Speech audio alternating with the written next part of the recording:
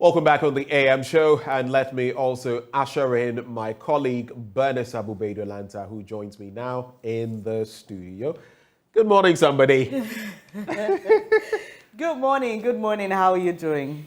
I'm okay. A bit of a flu trying to I can imagine. get me, but you'll be fine. it is what it is. You'll be fine. It's been a long year. It's been a stressful year. Tea, or you prefer coffee? I don't do coffee. Okay. I found out yesterday when I met some of our colleagues here that I'm not the only one, apparently. Some people take coffee and it has the reverse effect. I learned this from secondary school, so you can imagine how many years ago. Apparently, it's same with some other people, so I'm not alone. Sorry. I'll get you some warm tea then. We'll look at that. Maybe some lemon tea. I'm specific. You're looking lovely, by the way. And these pictures, where do you get them from? Kindly sponsored by one lady at our makeup department, Wow. Esther. Yeah, she gets them for me.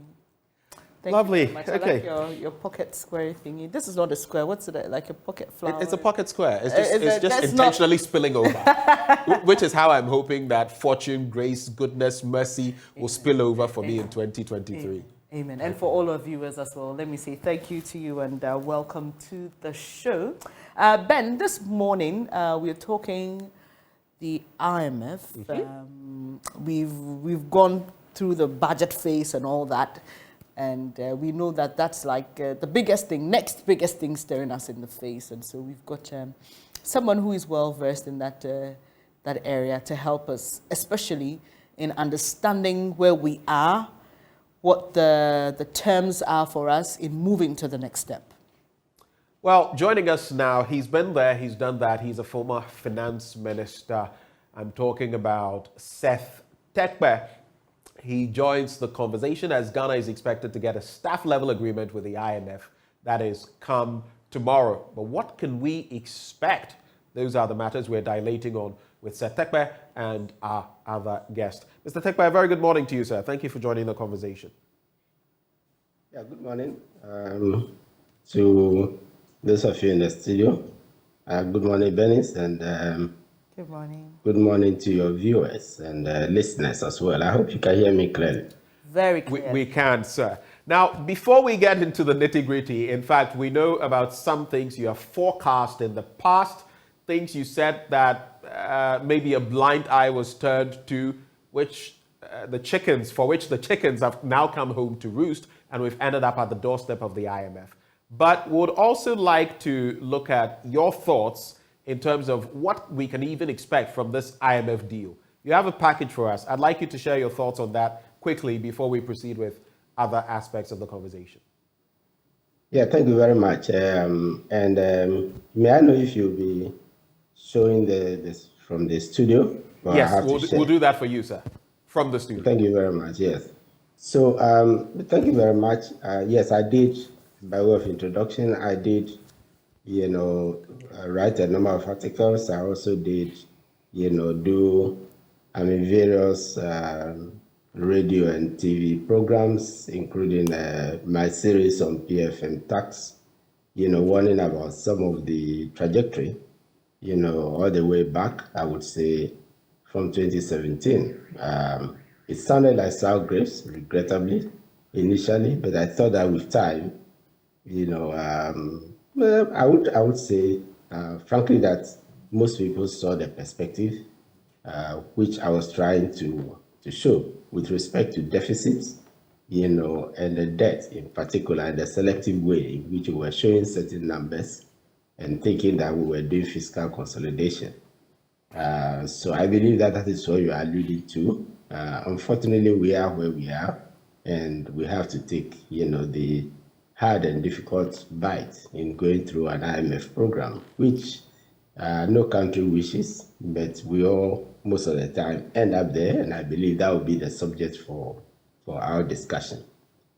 So I don't know if you lead, then I would know where to continue, but this is by way of introduction. Thank you. Yes, so we've started with the key facts around the timing of selected sovereign debt workouts with IMF involvement. You can start from there, and you can call for maybe specific pages as we go on, so we can pick those specific pages for you, and we can run through this, and that will give some perspective to the conversation, sir. Thank you very much. This is actually from, the IMF as a source and the World Bank. You will recollect that during the COVID, period, there was what we call the debt suspension scheme. This was discussed in Ghana because there was no less a person than the World Bank president had been persistent in asking Ghana to go for debt suspension. We said we wouldn't. Then even quite recently, when we were being urged to the IMF, he did mention, that we should have gone for debt suspension. That would have been helpful. Debt suspension is also virtually restructuring. Basically, that is what it means. You are being given the opportunity to suspend, your debt by your creditors. But in this case, the difference is that we would have had the weight of the World Bank, the IMF, and the G20.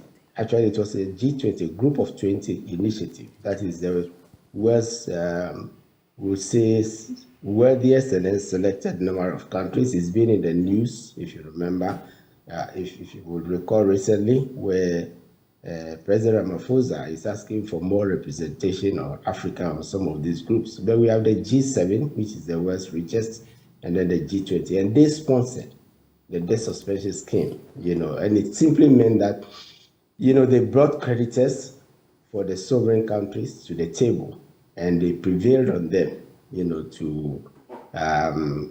to waive, the payment of debt while some restructuring took place. We did not take kindly to it. In fact, regrettably, we even contested, the World Bank president's position quite recently. But we are where we are. We missed that opportunity, and these are some of the outcomes. I think the lesson from here is that debt restructuring is not an easy task because it shows, clearly that you could take quite a long time. But we are dealing with domestic, and I would hope that, we know that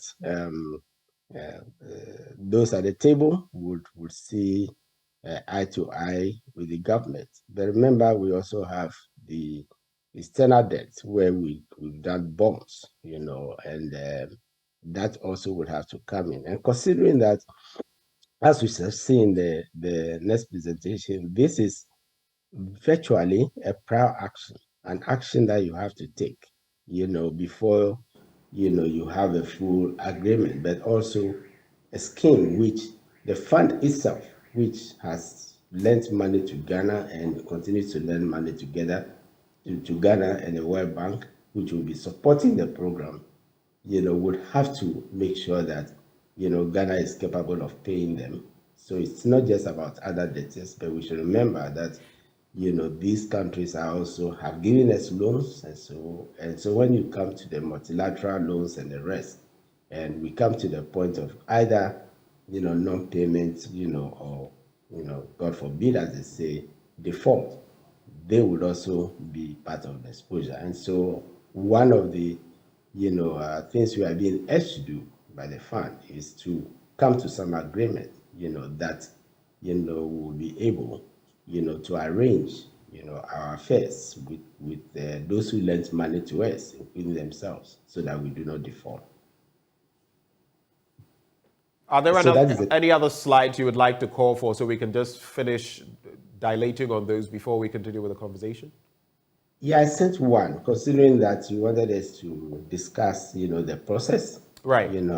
One which shows the process, and also in a bipartisan way. I used the recent enhanced credit facility, that's the ECF that we did from 2015.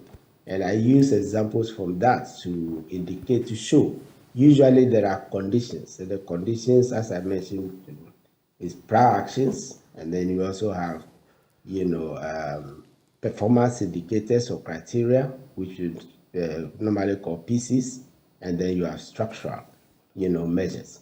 So I picked from the recent ECF program that we did, and that is because it was the NDC that started it, and then following the elections in 2016, the NPP continued, with the program through 2018-19. I chose it because the initial stages, where we agreed at the initial stages, so that Ghanaians can, reflect on where we were then, which is the equivalent of where we are now in terms of securing, an agreement. And they are from the program documents. So I would hope that we would see this in a national interest and not as a program that was backed upon by one party. All right. We'll get to the rest of those slides, Mr. Tekbe. We'll take a look at them. Our team will just get all of that projected so that we can have a good bite at them. But in the interim, how do you find it, especially when some 2 years ago, okay, you started talking about the fact that we were on the path of debt distress, that we ought to be careful in dealing with our fiscal issues and all of that, especially at a time when the World Bank's country director, Pierre Laporte, said that we were not on that path, that we did not risk debt distress. And somehow we've ended up here one more time, and we have to go to the doorstep of the IMF. When you think about that, some people would say that usually these Bretton Woods institutions are also not honest with us. What happened, Setepe? Yeah, thank you very much. The institutions have been, clear, and I believe that the country director was speaking to some statistics that was available to him. And so what I sought to do, in that tweet and in that news item I was carried, was to draw attention to the fact that the statistic that it was, using was the one which the government, was presenting. Let me just explain it. You will recall that in particular bailout costs, which is the energy sector costs, and then the energy sector, the banking sector bailout costs were being shown, not in calculating the debt and the deficit, but they were being shown as footnotes. And therefore, but we had never done that, because those, even though they are exceptional costs, you can say, for in the past, for subsidies, and then for critical events, like some of the debt associated with, on the cost side, associated with previous crises, like the global financial crisis, the bushfires and whatever. And I'm going back, to past administrations, as well as the revenue, particularly during His Excellency Kufuor's era when we had the HIPIC. Those exceptional costs and revenues were always shown and added to the deficit and to the debt. So to take them out, in the end, you would have to pay for them. And especially when we had taken money upfront, ESLA in particular, and we were showing the ESLA as revenue, boosting revenue, and therefore, the deficit is revenue minus expenditure. And you were excluding it from the expenditure when you were reflecting it as revenue, and you are taking a loan, and you had not completed, you were still owing. I thought was, a bit ingenious, and therefore I drew attention. I must say it wasn't just, that was 2 years ago, but this was something that started from 2017, particularly 2018.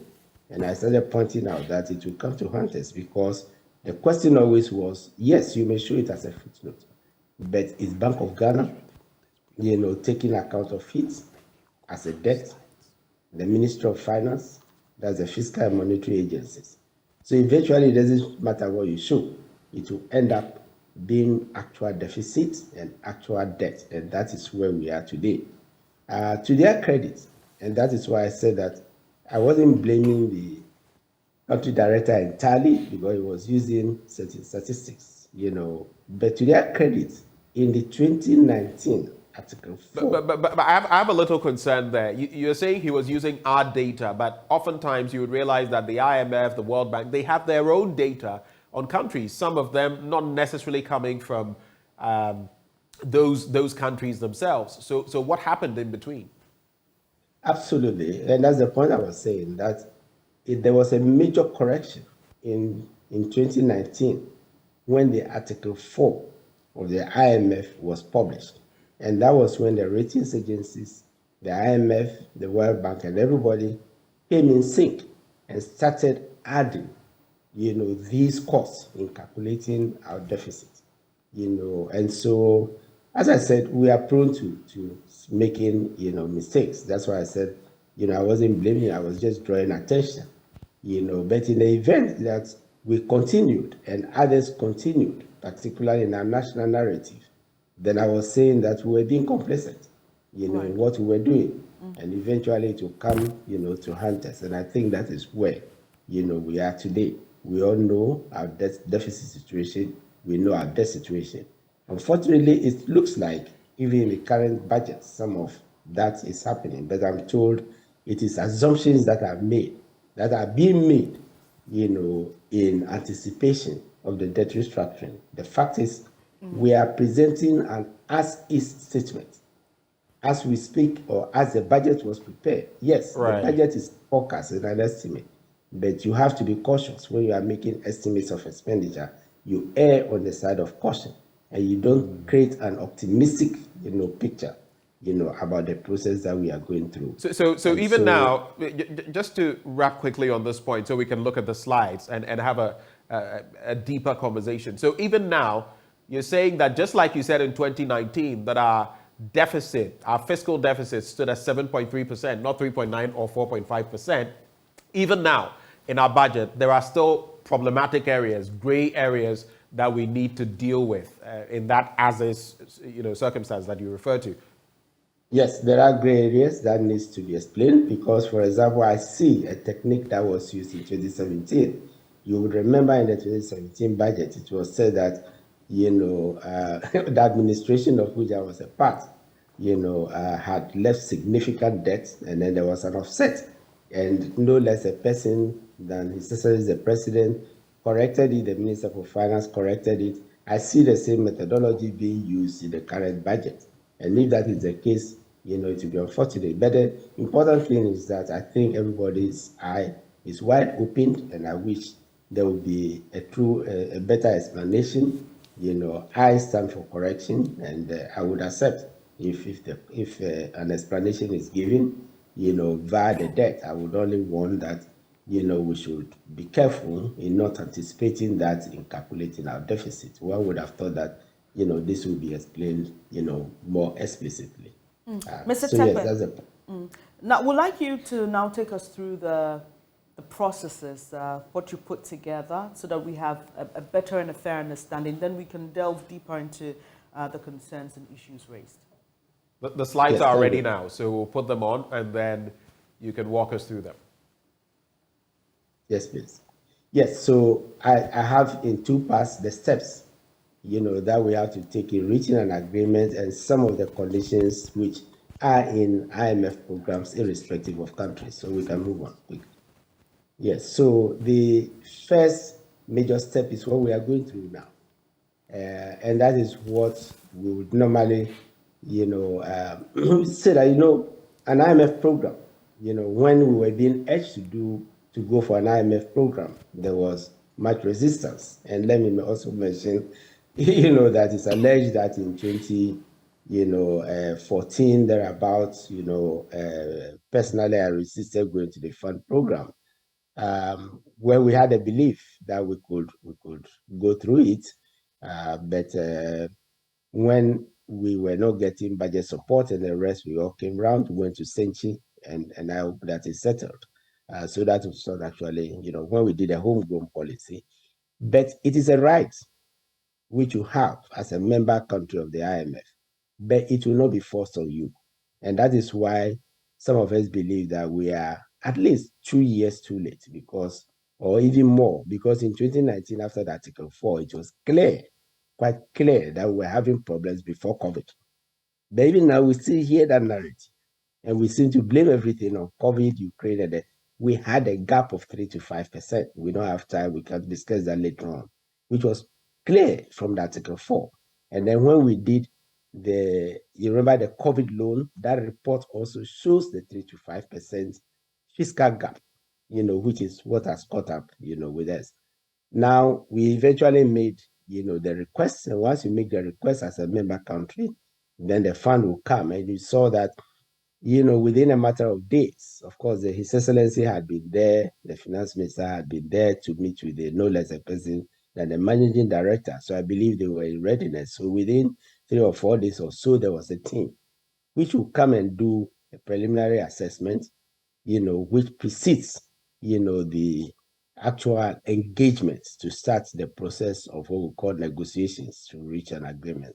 Let me say that they do not come with a position of ignorance, because even as late as last year, 2021, and I cited some of these on some of your shows, there was Article 4 again, 2021. We can talk about the importance of Article 4 as we go along.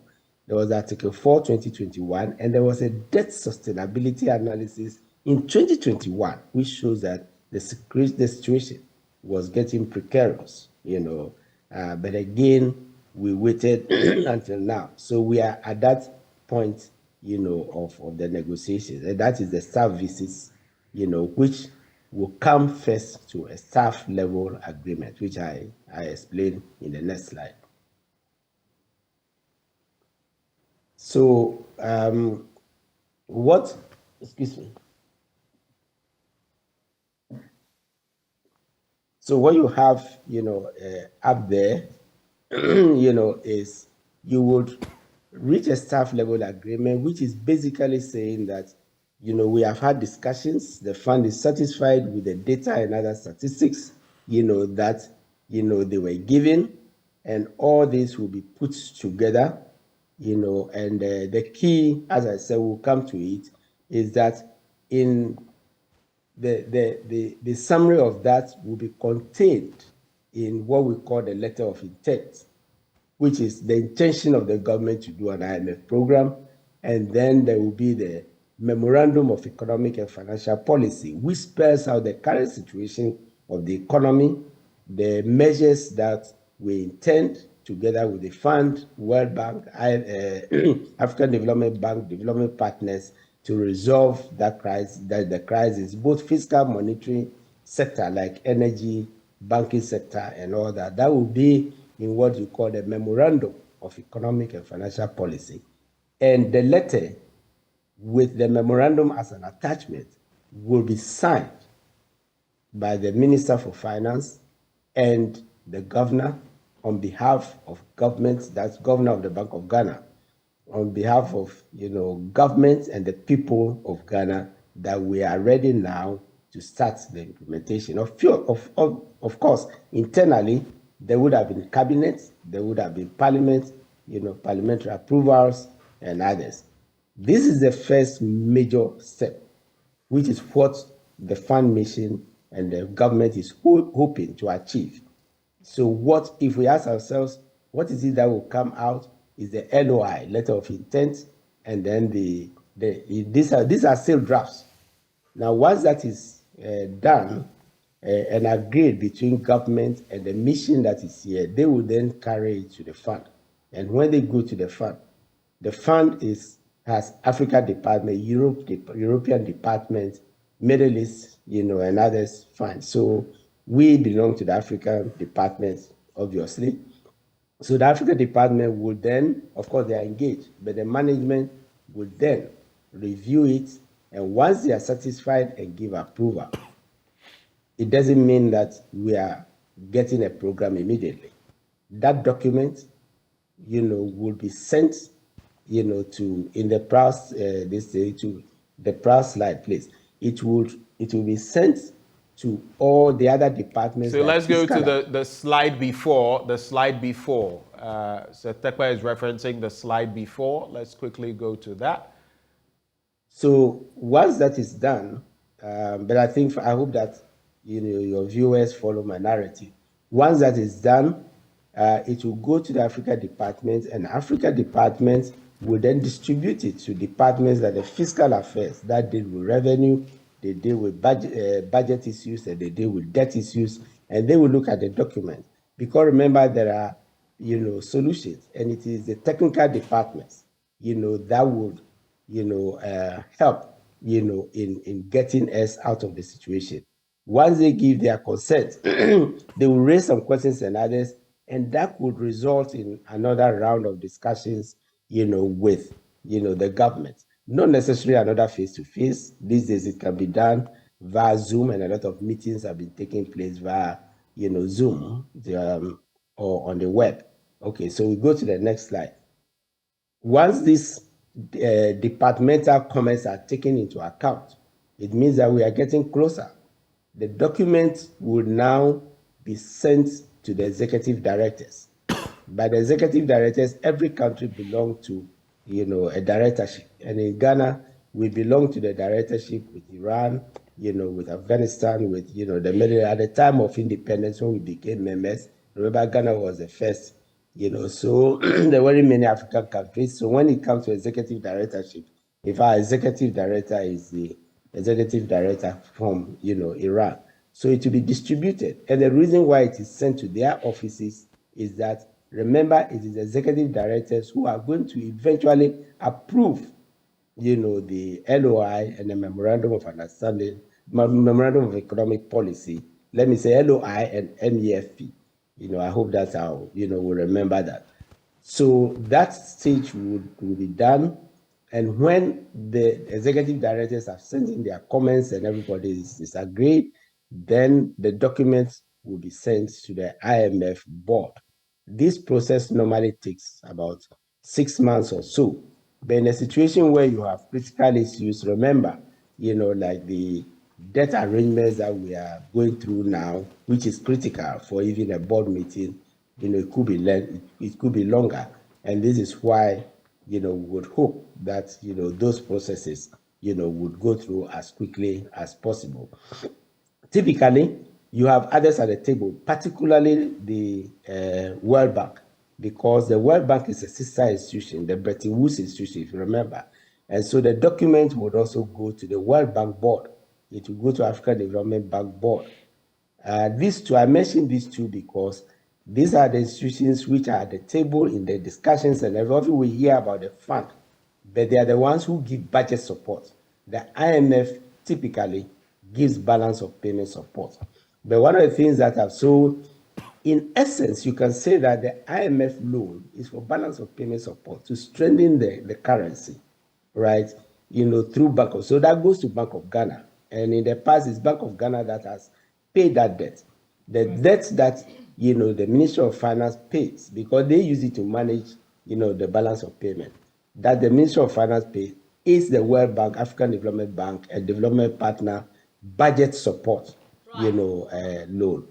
I think that in recent times, beginning with the ECF, we have gone to the board for waiver and to use some of that money for budget support. This is why some of us keep saying that our expenditure is high, because even monies that traditionally goes to Bank of Ghana will go to the board. For example, the SDR and the COVID loan, where we went to the board entirely to use them for budget support instead of, substantially going to, to central bank to strengthen the city. And that also explains, you see the linkage, why we are having problems. Right. City. Yeah, Mr. So Takwe, quickly. So the next one has to do with steps to reaching an agreement. Then we quickly move on to the typical conditions. There's a lot to cover, so just yes, please. Yes. Quickly so do that so for us. Thank you very much. So we are at this point where all this would have been done, and let us assume that everything has gone successfully. The board gives approval. The question is, what does the board approve? What are the key elements? And there are 3 of them. So I think we can move on to the next slide. So you have what you call prior actions, which is actions that you must take even before. So we can say that is a matter of good faith, that you would fulfill, those things even before an agreement, is reached. And that's the first one. So again, later on, I think it can be made available. We go back, or I can refer viewers and particularly those who are interested to go to these documents are available on the IMF, website. So in our case, the main, we can go on place, yes. Let me just cite a couple. We agreed on a fiscal consolidation. Remember that the 2015 agreement came ahead of the budget, the discussions. And so the prior actions were things which we, coming from the homegrown policy, had said that, we would do, including a deficit, bringing it down to 5.3. When we, by 2013, because of single spine and other subsidy, the deficit was around 10%. So we were bringing it down already, and we had agreed that we'll bring it down to 5.3. And together, there are quite a number of them. We can't run through all of them. So these were things which we did. So you can see that at the time of going to the IMF, program and signing those documents I mentioned, those things had been done. And that was why we had in the document completed, Now, so those were the prior actions, things we saw, for example, the debt situation, and then certain discussions. For example, one of the things which we had to do, remember we went to zero financing by Bank of Ghana. We know today Bank of Ghana is heavily financing, the budget. I'm giving by way of one example, which is certainly going to come. Government should show a path for raising revenue by itself and cutting expenditure to reduce the deficit so that we depend less on Bank of Ghana to finance the deficit. So those are some of one example of a likely prior action together with the debt situation which we are talking about. But these were the prior actions that we had to payroll, interministerial. Remember, single spine was a major issue back then. Before we even started the fund program, we had agreed with labor, that we'll pay the arrears in 3 years. So that we indicated was progress, and we indicated that certain actions were going to be taken, and that is what we have there. Next, please. So we can go to the performance criteria, please.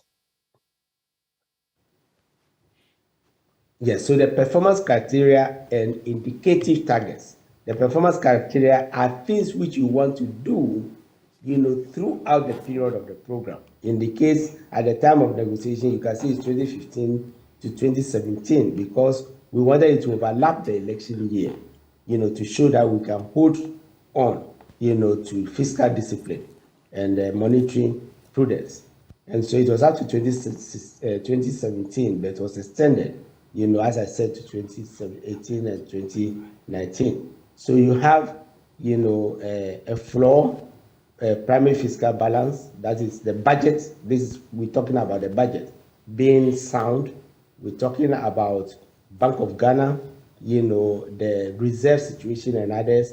Over the 3 years, we'll make sure that the CD value will take steps to strengthen it. The reserves will be boosted, and various, wages, as I said, and all those things. Once we had completed sign, it didn't mean that single spine we need was over. It didn't also mean that, we needed, we would then be relaxed, but the wage level was still high as it is today. And so we wanted to show that, and one of the things we did, if you remember, was to go to real sector to create jobs, through infrastructure, instead of putting all employment prospects, heavily on the public sector. Next, please. So these are examples. And when it comes to performance criteria, you have the quantitative. There are things which you must show in numbers, that you are capable of achieving. Now, this was 2015, and this was reflecting some of the things which ended up in the 2015 budget and then on into 2016. But again, it's not new because our budget shows a medium-term perspective.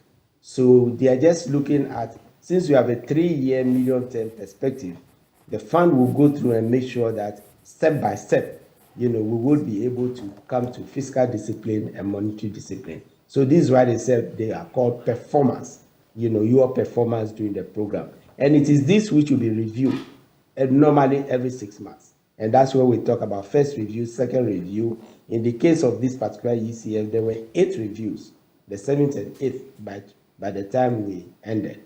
And the reviews are critical because unlike the COVID loan where we were giving the money upfront, Most of the IMF money, the World Bank money and others, will be released in tranches based on how you perform, so it's not going to be easy money coming in immediately, but it's going to span, assuming we have a 3 years. So if we're asking for 3 billion, the 3 billion will not be given to us immediately.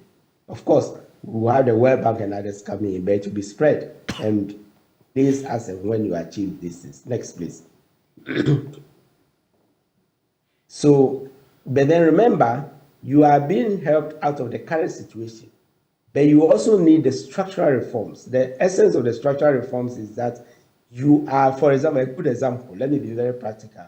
You remember we created GRA, we merged Internal Revenue Service and the VAT service to create a domestic tax division. We did the customs and what we call ACOMS now, single window. We did all of those things. These were all measures which were in the homegrown policy, and we indicated that we are going to follow. GIFMIS, for example, is another example. The sinking fund to manage debt, the stabilization fund, which we had already included, as a country in the PRNA. We brought all of these to show the fund that these are structural measures which we will be implementing, and hopefully we would not be returning or winning ourselves of the fund and not be running, to the fund all the time. So the structural measures are very important, and they would also, be monitored.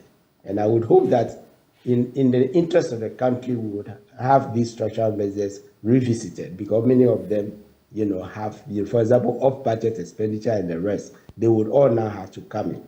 Okay.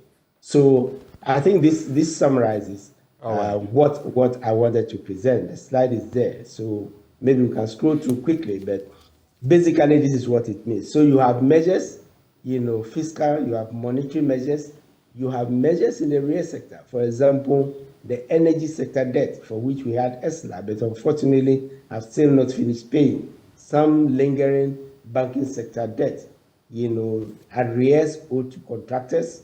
You see, it's a repetition of virtually the same old things. And that's why I'm just going through them. Negotiations, with labor to make sure that we know precisely the liability of government. These are all going to be part of the measures. And then we have to do, like we started with the payroll measures, removing ghost names and the rest. Those are the structural measures. So as you go into the structural measures, they go into deeper things that you want to do, sometimes new things, like infrastructure fund and other things, so that will bring the situation under control. Right. Thank you very much for taking us through this. But it's interesting the way you conclude your presentation, and I would just like to briefly read that out. You say that these are inevitable. The third point, crisis is inevitable, and we underestimate or ignore to expect them at our own peril. The time to prepare for crisis is now. You mentioned earlier that, these things are due to events and happenings, internal and external, that are now occurring within some 2 to 3 year period. Initially, they used to happen over a longer duration, so countries have time to prepare. Even if they went for a program, after they completed the program, they had some time to prepare before any other shocks or whatever come. Let me just take your quick thoughts on the debt exchange program and linking that to this and the possibility.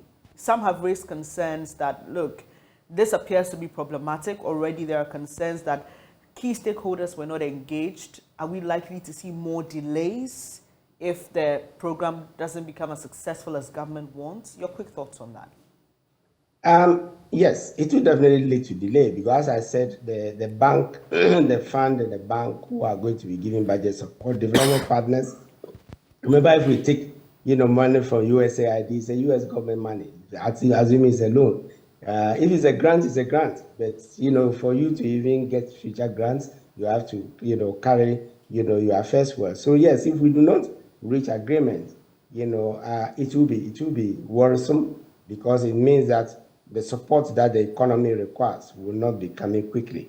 But I'm linking this to the fact that the tendency for saying my crisis is bigger than yours, my COVID is bigger than your gas supply from Nigeria not coming in. My crisis is bigger than, your single spine. My crisis is bigger than the global financial crisis, which was the worst crisis, or the cocoa farms that burnt during the Rawlings era and all that. Yes, it's important to measure crisis and say this is big or this is small, Ebola and all the rest. But the important thing is, how well are you prepared for the next crisis? And that's the point I'm making, that one of the lessons we have come to learn, which countries, do, is what you call counter-cyclical policies. So you look at, if crisis should come tomorrow, and there will be crisis. Nobody anticipated Ukraine. We were all posting, well, post-COVID recovery, and how it was going to be robust. People were thinking about inflation and the rest. Then out of the blue, the war came, right? And it's having its own ramifications. So preparing for the crisis is very important.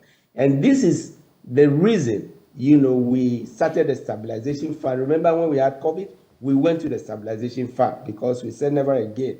We set up the sinking fund to pay for the first sovereign bond, 550 million from our own oil revenue, and the rest. Today, all these things are going to be zero, despite having 3 oil fields. Is it because we thought that we would not face any crisis again, that these things have come down to zero, that we started borrowing again, to epic level? So the point I'm making there, which I've always often made, in other fora, is that crises are inevitable. And the countries that are able to stomach crisis are the ones that prepare for crisis. And you don't prepare for crisis during, the period of the crisis, as we are doing now. You go to the farm. It's inevitable. We resisted it. But then when crude oil prices are high, when cocoa prices are high, when gold prices are high, you put some of them aside in the stabilization fund. You put some aside to reduce the debt. Then you'll be able to manage small crises, little crises. And then it's only the big ones that you end up going to ask, the fund, and it has less effect, on your economy. After all, as members of the, as members of the IMF, we could always go, but some go for what you call standby. That is standby credit, where you get and you pay as quickly as possible, like Portugal, Ireland, and the rest during the global financial crisis. But the lesson they learned was that Greece they never went back to the IMF during COVID. Right. So without preparing for crisis, you would also always end up, at the IMF. Right, and we can also learn from the example of the UK itself, England to be specific, precisely, when they went to the IMF in the 80s and never went back there. But so I have 5 questions for you that I want to put into 2 batches very quickly. The first 2, so on the back of all that you said and the writing on the wall, so to speak, the things you said about where we were heading, did we learn any lessons from your administration going to the IMF? Did this administration, does it appear they learned any lessons from that? Because, it's a continuum. Wisdom says you don't repeat other people's mistakes. You learn from the mistakes. Did we learn? And secondly, Bright Simmons on Twitter has been talking about this IMF deal and things that could obstaculate it, so to speak, using that word in a very loose sense. He says the government of Ghana has put the IMF in a great quandary or confusion. The government says it has shown enough commitment to the prior actions requirement, and thus it would be a betrayal if the IMF leaves town next week without a staff agreement signed. Yet, commitment is not achievement. He goes on to say, after extensive analysis of all the data so far, Imani foresees one of the following outcomes shortly. 1, IMF end of mission announcement of staff agreement subject to management approval and board approval in April 2023, and government gets what it wants, but no deal until prior actions are done. And 2, I'll end with 2. IMF's end of mission announcement confirms understanding with the authorities on several critical matters, but staff agreement will be pending alignment on certain important prior actions. Referral to the board deferred until further talks in Washington, D.C. What do you make of all of that? So, were the lessons learned, and what do you think about Bright Simmons' thoughts? Let me take the last one first quickly. Right. I agree. And it's basically, where we are like to be. We do not have a categorical position. And I say that because as a Ghanaian, unlike the homegrown, which we went to Century, we discussed, it was on media, media were there and everything, conclusions, we do not know where Ghana stands. Somebody is negotiating on our behalf and assuring us. You can't shift the blame to the fund. That will not shake the fund, because the fund is ruled by rules and we have been members of the fund. So if we are convinced that we have done enough, let us put it to Ghanaians. And this is the point. Remember when he said that we had an enhanced program to get us out of the situation, we were not going to the fund. We were saying, let us see it and discuss it, because we also, thank God some of us can read the numbers and the rest, But coming back to the second, so I agree entirely with those alternatives. I don't think we should be looking to a categorical position that will reach staff level agreement, particularly because we had never, if you remember, we had come out of HIPIC and where the debt was going up. Then we had set up the sinking fund and others, which we included in the structural measures and whatever. So there is nothing, there was a book during the global financial crisis which said that this time is different. And it says that the lesson for governments is that always they say, my time is different from somebody else's time. And the conclusion of the book, which went into statistics all the way to the 1930s, is that this time is never different. Yes, Ghana learned a lot. And even before we talk about IMF, it wasn't the IMF or the World Bank that pushed us, if you remember, for that 1.5 years of discussion of what do we want to do with oil, which we didn't do with gold and with cocoa. The product of that is clear, the PRMA. Nobody pushed us to do the PRMA. We only said that let's use the oil revenue to tackle some of the difficulties that we have. And if I may go through quickly, a part of it goes to the budget. Even 70% of what goes to the budget should be for infrastructure, out of which we created the Ghana Infrastructure Investment Fund together with other revenues. 2, because commodity prices go up and down, and when they are down, then we are in trouble, then we go borrowing and whatever, let us set up a stabilization fund, so that when the times are good, you put money aside. And then when the times are bad, you draw down on it. With 3 oil fields, and when the times were good between 2017 and if you grant 2019, we never actually increased it. What was in it, proud to that, is the $250 million that we withdrew for COVID. Today, if another crisis should hit, we've not learned that lesson because we've depleted it. Sinking fund, as I said, $550 million, US dollars was used to pay the Kufuor bond because we had not prepared. We were paying on the interest, just as what we are doing now. Now, the entire 2015 bond, which was a subject of discussion in Parliament, let me remind, the entire 2015 bond, which the World Bank gave the guarantee, was used to refinance, the debt, the domestic debt in particular for single spine and the rest, and that is why we underlay it with the sinking fund, so that we said, let us gradually, like Philippines and others do, as we borrow, we must learn to pay. When you borrow standard loans, we pay principal. When we go for sovereign bond, there's nothing that says that you shouldn't be paying down. And so we were actually buying our own bonds from the London and other stock exchanges. We had the right to do it. And as we, in fact, 200 million of that 550 million was used by the NPP, government, current administration, to pay the balance. We had left it in the sinking fund. They used it on October 4th, 2017, right, to pay the Kufuor bond, the balance on the first sovereign, His Excellency, President Kufuor's bond. So again, we did not. Nobody pushed us to do that. So we had learned lessons from the past, particularly from the global financial crisis, which lasted about a decade.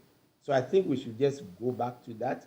I believe we were on the right path because the statistics is there. We don't have time to show. And that's precisely the point. The rate at which we were borrowing was going down. Right. Just these. Let me also acknowledge that we have Professor Lord Mensah. Prof, a very good morning to you. Prof, good morning. Good morning to our listeners. All right. Just hold for me, Prof. We'll wrap shortly with Seth Tekpe, and we'll have an extensive conversation with you as well. I just want to find out, Seth Tekpe, so 3 key points. We've spoken about how we ended up here, but some of the metrics, our exchange rates, the Ghana cedi plummeted against the dollar, becoming the worst performer. Now it is the best performer, so to speak, against the American greenback. I think the last time I checked, it was around 12 cedis, 80 pesos. What do you make of that? Does that mean that the right measures are being put in place by the Bank of Ghana, among others? Is that something that can be sustained? Then there's also the bit about Dr. Kwabena Dufour, who is proposing a rescue team to solve Ghana's economic challenges. And just to give you an idea, he says this is non-political. It shouldn't be a political team. It should rather be a team that includes non-political elements, experienced bankers, insurance executives, successful business people, university professors in banking and business, and others. Is that the solution or one of the solutions? Quickly on those 2 points. That was Senchi. That was Senchi was about. Even the NPP at the time was invited and they boycotted it. But some members of the NPP came on their own. It brought academics, it brought everybody to Senchi. So what is being said, we are the president already. And then back during the Rawlings era, there was one that was done quietly in North Carolina.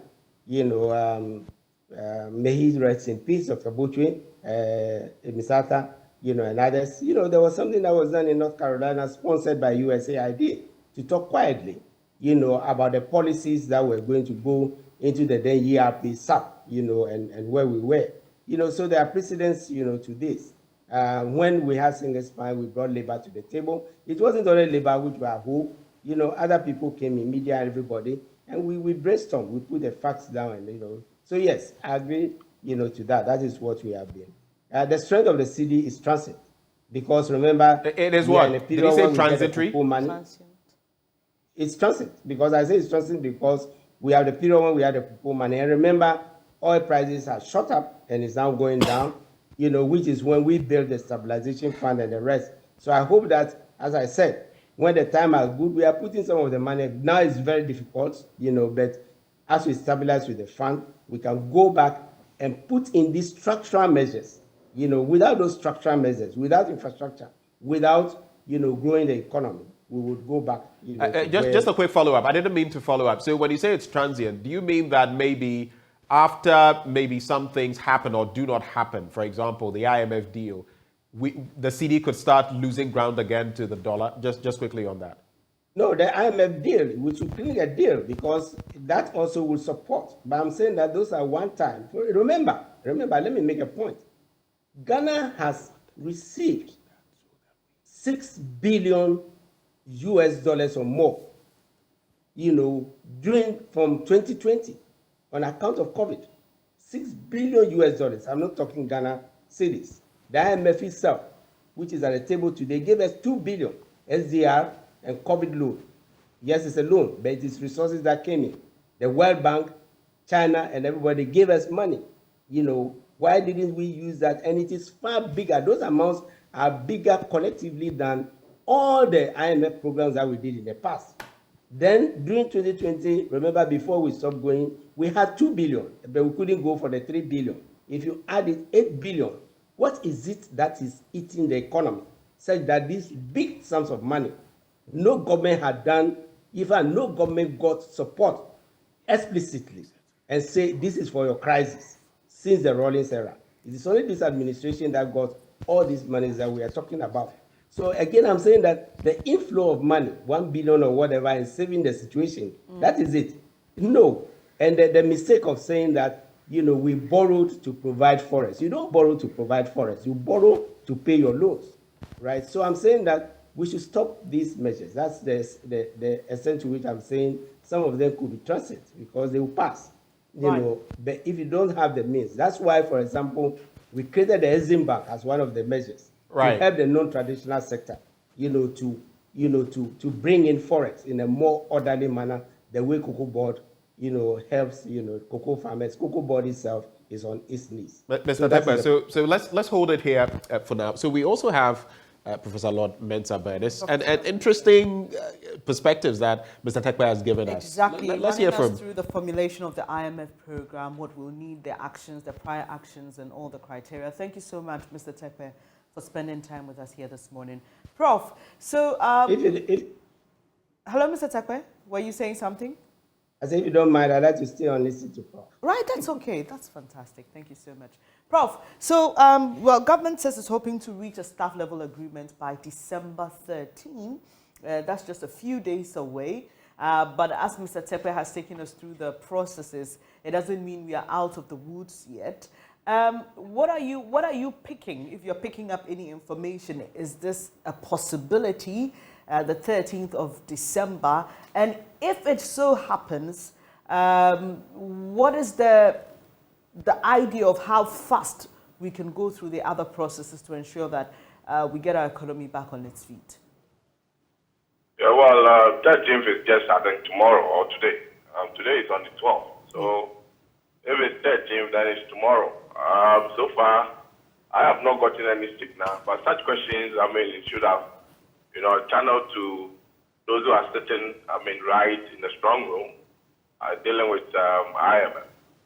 But then, with my expectations, if in case it should go through, I will send a positive signal out there. And I think if we don't get the staff level agreement, we cannot make headway with our external debt restructuring that we're looking at. Because even though we have had an announcement going out there for the local domestic restructuring, we may need some policy credibility from the IMF to start negotiating with our external creditors. So effectively, if it goes through and we're able to get a staff level agreement, it's a good signal. It is a good signal. It will give some hope into the economy as to, because if you look at the history, we are more financially disciplined when we hang on with the IMF program. Anytime we find ourselves in the IMF program, right, we seem to be financially prudent. And so it would be a very good signal if we should get, that level of agreement with them. The signal would be good.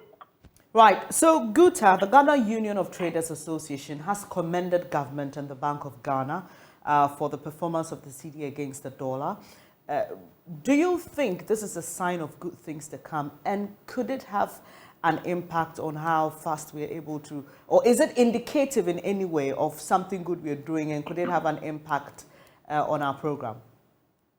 Of course, there is something good that we are doing, but then it's not going to be a permanent, solution to our city problem. I always attribute, the trajectory of the forex market to three things. One is the fundamental, that economy, hinges on. The second one is the seasonal drive of the cedi against the dollar. And then the last one is the speculative, drive. I think what is happening now is that the speculative drive is toning down a bit, with the measures being put in place by the Bank of Ghana, and then government coming out to give some assurance into the economy, and then possibly the people themselves who have given up on possibly trading in the economy as we speak now. And so that is controlling the speculative drive. The seasonal drive, I would say, has not gone yet because we are in the festive season. There is an anticipation that in the first quarter of next year, you will get people, businesses start putting pressure on the dollar again because they will demand to store up inventory, But then the fundamental has not been touched on yet. And with the depreciation that we are enjoying now, the appreciation that we are enjoying now, I can say that it is, as a result of the measures to control the speculative, drive of cedi. As we move towards that 15, point something to the dollar, 15 Ghana cedis to the dollar, there were some speculative components.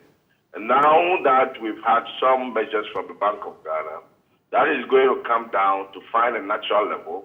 The natural level will be that, because if you look at this economy over the past few months now, to borrow to finance existing debt and also some excess to shore up our dollar buffer. We've not been able to have access to the Eurobond market. And so we've been priced out of that market. And as a result of that, you know, Ghana's economy is now being managed in its natural state, more or less, let me put it that way, without an inflow from the, you know, debt that we normally issue. So the city will definitely find its natural level. And I believe that is what we are seeing now. I mean, if we don't work out the fundamentals, we may go back to where we were, you know, as it was some few weeks ago.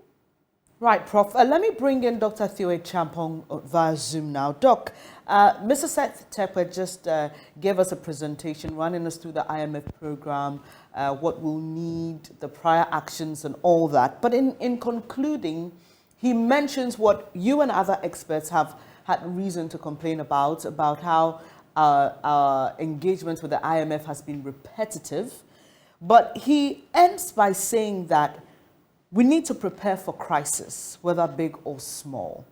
For you as a political risk analyst and looking at where we are as a country, what will that major step or steps be, even through this IMF program, in indicating that preparedness for crisis?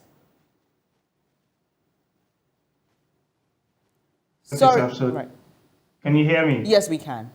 Okay. Now, just saying good morning, and Uncle Seth is absolutely right. As a country, we've been living from hand to mouth, to put it in very, blunt terms, that we haven't built enough buffers to sustain us through the shocks that often then come. And the reality also is that in the world that we live in now, in fact, there would be more of such external shocks coming. And so if you don't put your house in order, then you're always going to be found wanting when those challenges do come. So the question then is, how do we put our house in order? There are both short-term and more medium to long-term measures or interventions that we need to put in place.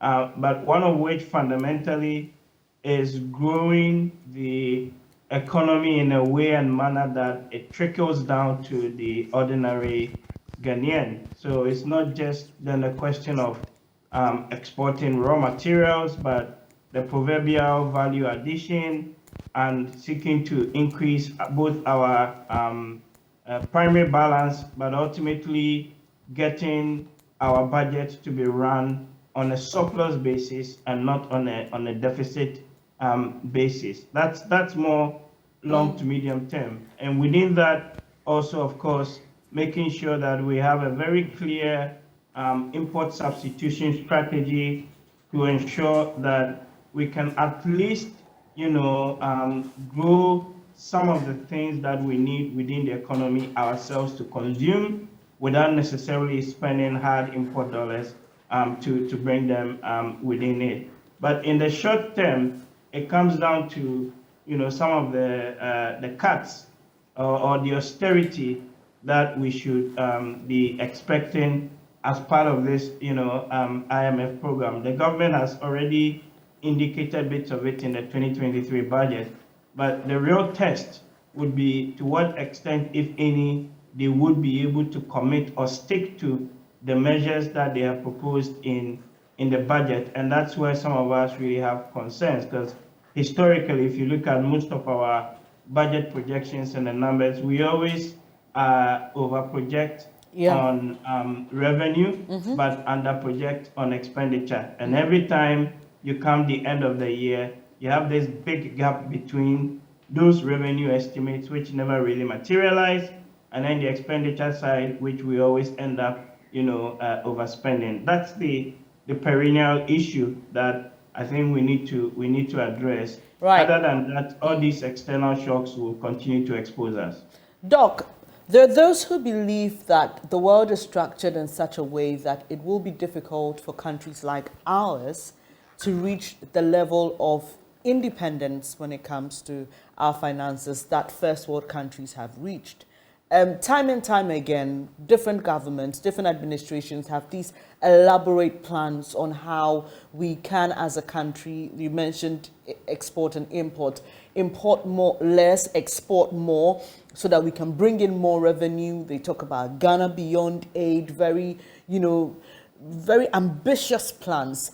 Is this the case that we are just not able to do things right when it comes to managing our own affairs, or really there is a problem when it comes to countries like ours wanting to break off the shackles of dependence? I refuse to accept the latter point that Right. there are sort of bigger forces, or to quote unquote the president's own word, there are malevolent or evil forces at play, which keeps preventing countries like Ghana from making it. Because even within our own sub-region, there are other countries like Botswana or like Mauritius or Seychelles and others that have attained a very high level of development progress if you measured it by the human development indicators. So it tells you really that a large part of the problem and therefore the solution is internally driven, and it comes down to the quality of the policy making process that we have in the country. In other words, the politics that we practice and the underlying governance structures is really what has led us to where we are now. So if we can largely address and fix the politics, if we can largely ensure that the policies that we're implementing are grounded and the evidence base is actually solid to support it and drive it, then I think we'll be making progress, because those external forces and the external environment would always be there. And other countries have been able to develop or make it with or without those external forces. I talked about even in Africa, but our East Asian counterparts that we started off with also faced similar challenges, and they were able to overcome. So I don't really subscribe to the view that there are these external forces that are hindering us as a country from progressing, because even within our own region, others have made much better progress than us, and it's because of the internal choices that we have made as a people. Interesting. Right. At this point, we'd just like to bring in a next guest. I'll just ask all of you to kindly permit us bring in the BOG, because there are some new introductions to our one Ghana cedi coin that we'd like more information on, and then we will take your thoughts on that as well and wrap up the conversation quickly. Mr. Dominic Owusu is Head Cash Processing Operations, Currency Management Department at the Bank of Ghana. Thank you, sir, for joining us this morning. Thank you very much, and good morning to your viewers. Right. So why is it important that we have the new Ghana cedi coin? Good. So first of all, we're looking at currency management function of the central bank.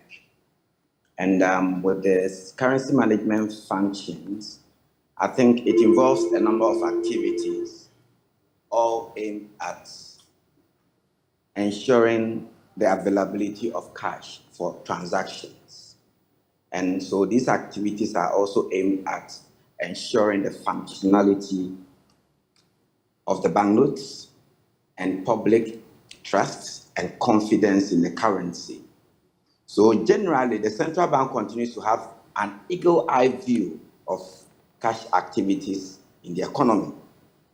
In doing so, we monitor currency in circulation, cash demand, its evolution, trends in the demand, the currency structure, and threats to the cash.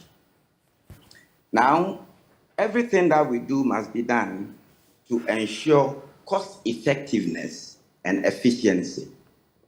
If you look at the one Ghana cedi coin, it was introduced into circulation in 2007. And since its introduction, the stock of the 1 Ghana cedi coin that the central bank must maintain for its normal operations has been depleted.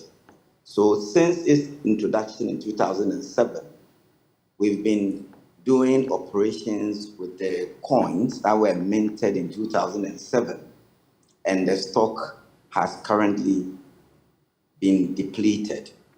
And as part of our normal operations, just a quick interjection, Mr. Owusu. Benjamin here. When you say the stock has been depleted, please explain further for lay people. What exactly does that mean?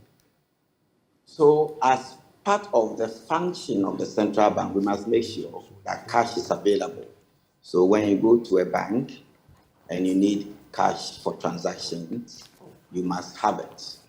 So, as part of our normal activities on an annual basis, the central bank must ensure that cash is available. So, we look at growth in the economy, we look at cocoa, we do forecasting. So, central bank has a tried and tested robust models that it uses to look at the do gap analysis and make sure that we normally print money to make sure that we can contain the activities of the economy. So on a yearly basis, we need to make sure that cash which is bad, which we remove from circulation, growth, all activities we do a gap analysis and make sure that we have currency to meet those requests.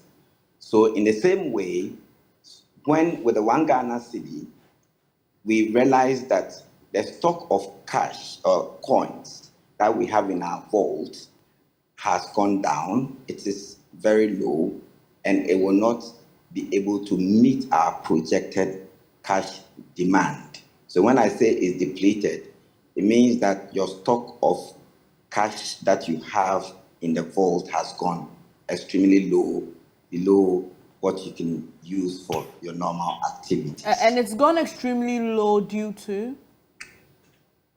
The economy is expanding, people use the coins. Right. And so because of that, you don't want people to come, we want 1 Ghana cedi coin, and they don't have it. Exactly. Okay. Right. So can you vividly describe this new 1 cedi coin to us?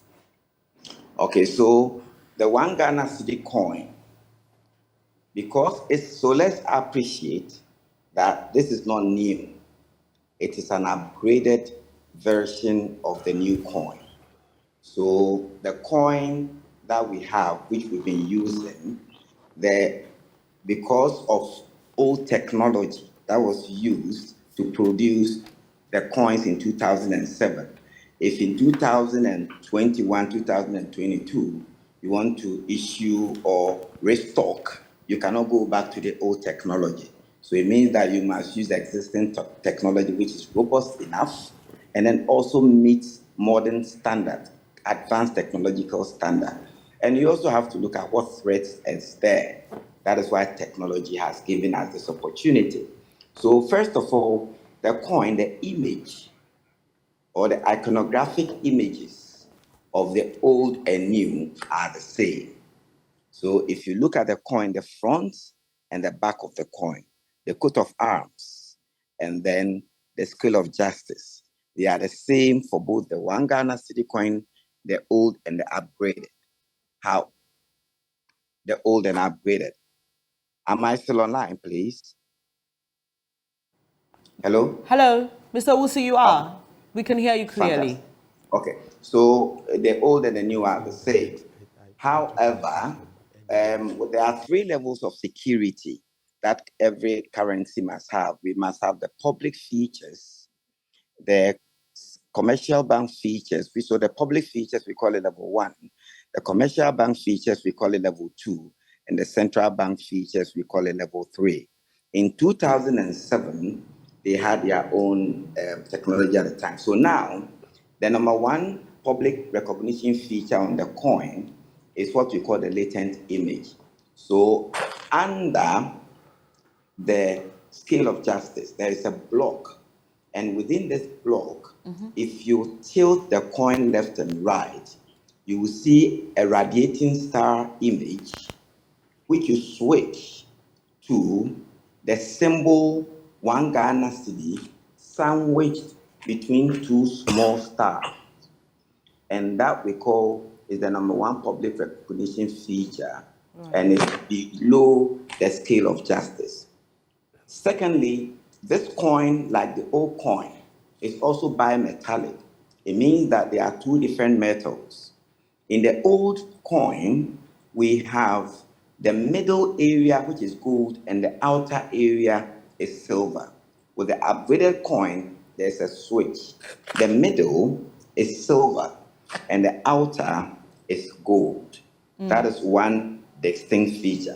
Also, when you look at the upgraded coin, the edges is serrated, and it is rough in serration. So the serrations or the roughness is more pronounced than the old coin. So if you look at the new coin, you see that the edges are more pronounced and it is rough.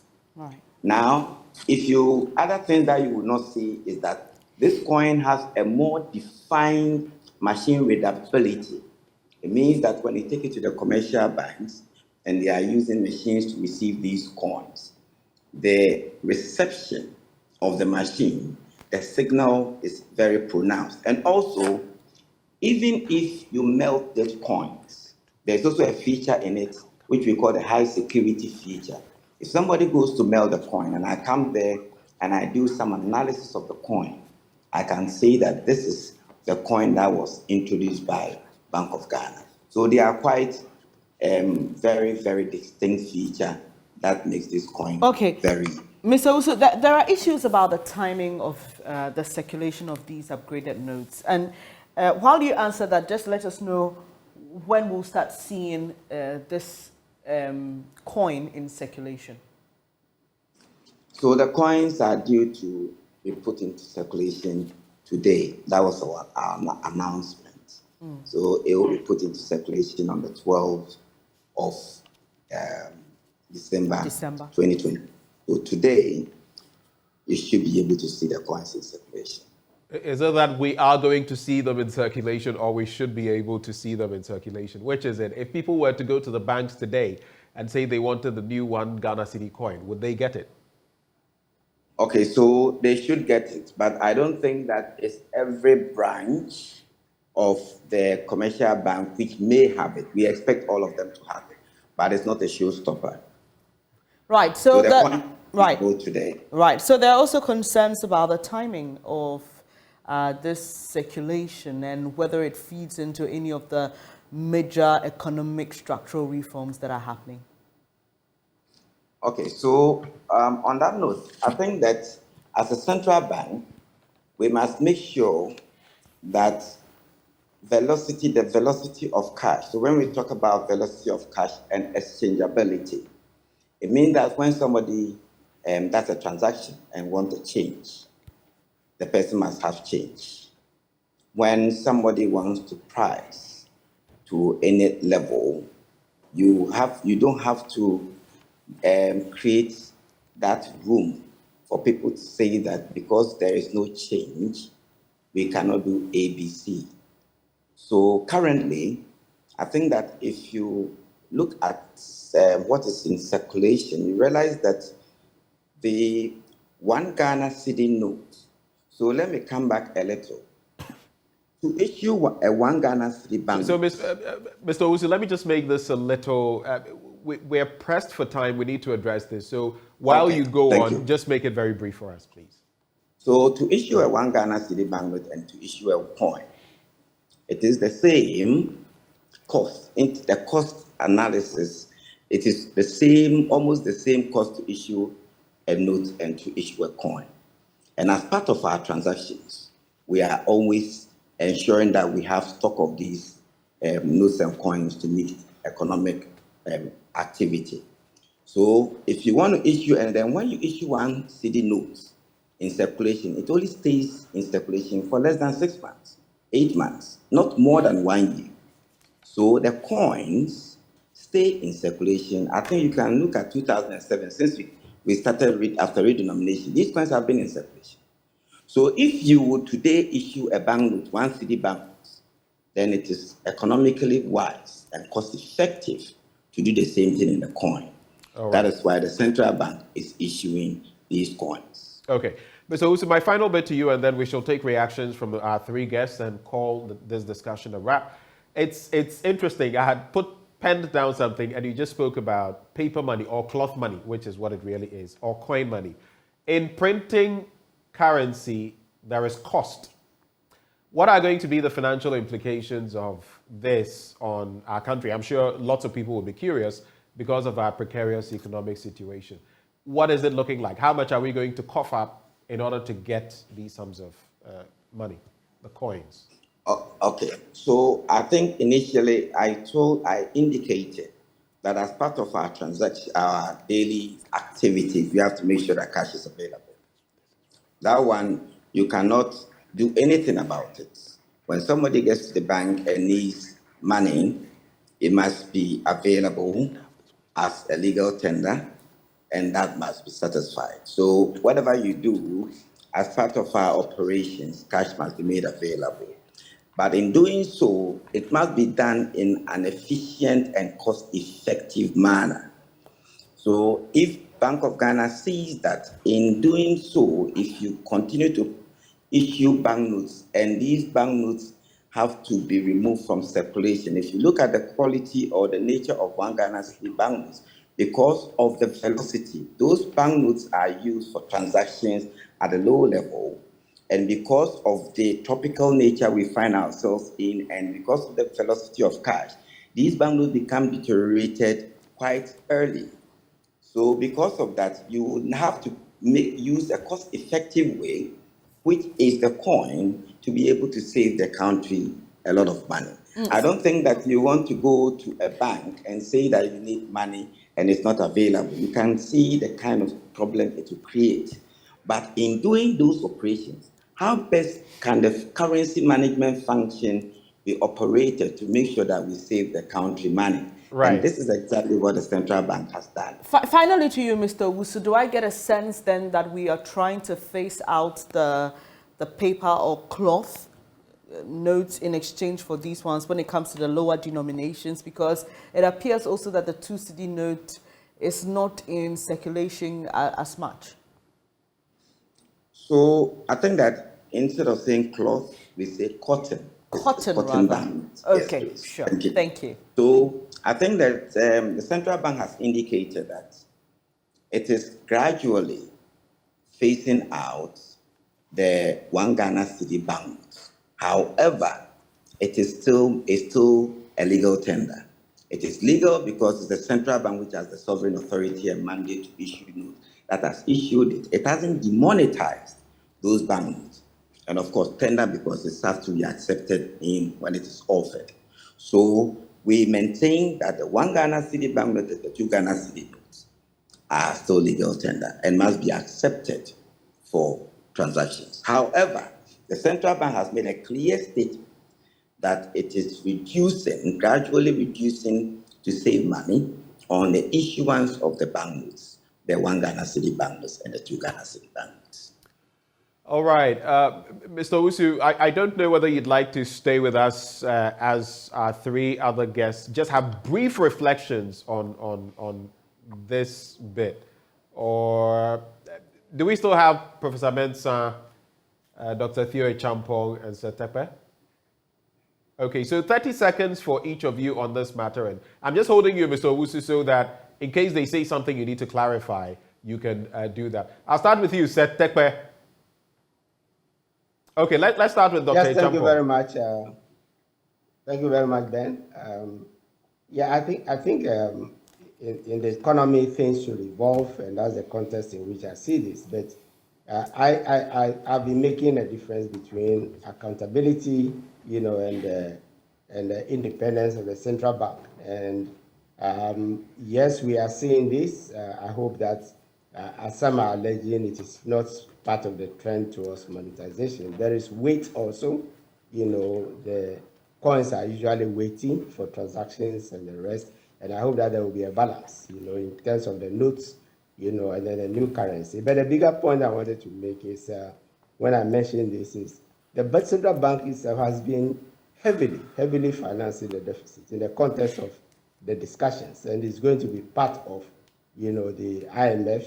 Definitely there will be benchmark and other things, to scale down. Remember, we came to zero financing of the budget.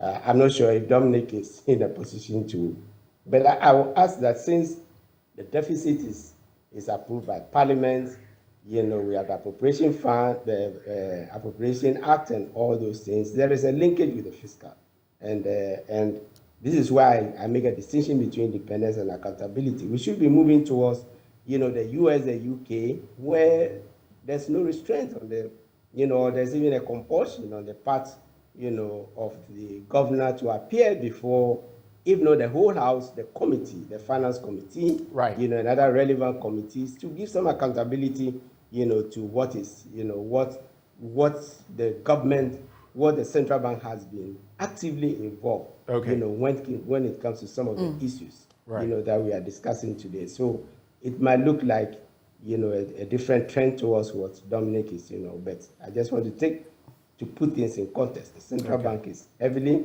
for example, it's projected that the central bank would have financed about 40 billion or so, or Mr. Tekpe, I think those details we'll get into some other time. But grateful that you could join us for this long conversation. Mr. Tekpe is, of course, former Minister for Finance and Economic Planning.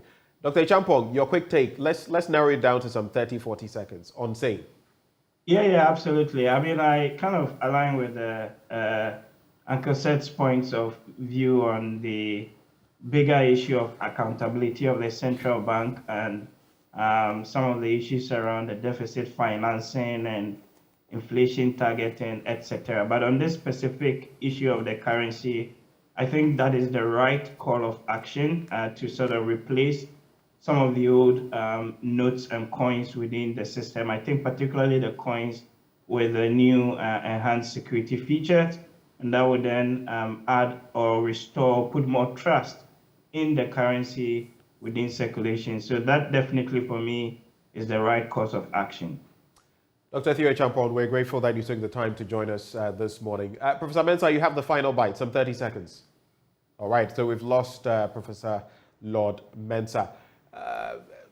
Mr. Usu, so if you don't have any further thoughts, we'll say goodbye to you, unless you have any parting shots for us as we wrap.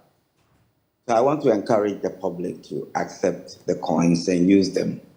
And then also, I want to also let the public know that the currency, both notes and coins, has a lot to tell about the country. If you look at the US dollar, you think of US. If you look at the pound sterling, you think of the UK. Now, when you look at somebody comes into the country, the first thing that people get in touch with is the currency. So the quality of the currency in circulation tells a lot about the country. So I want to tell the public to try as much as possible to handle the currency with care and also accept the coins. Thank you very much. Thank you too. And that is Head of Cash Processing at the Bank of Ghana, Mr. Dominic Owusu. Grateful that you could join us this morning. So that's just by way of information for you. If you find anybody, especially for business people, these things are important because if you're not careful, you would falsely accuse somebody of carrying fake currencies when in actual fact you don't know that there is an upgraded version of the 1 cedi. So it's important that we spend a bit more time on that. Well, water is life. It regulates your body temperature and keeps you alive and kicking. Awake is premium purified water treated through a strict purification process to ensure that every bottle on the market refreshes you better. We have the perfect sizes for all occasions. 330 ml and 500 ml bottles to fit your pockets and bags, 750 ml for heavy drinkers like Benjamin, and 1.5 liters for those who always want more. We've introduced our special 19-liter jar for offices and homes. Now you just need to stay awake with Awake Purified Drinking Water wherever you go. Come on, grab a bottle of Awake Water and get quality hydration.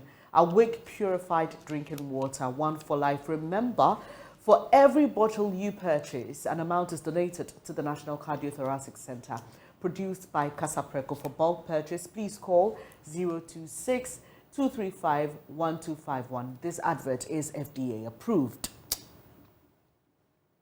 So we'll bring you more right here on the AM show. Do stay with us. We get interactive with you shortly.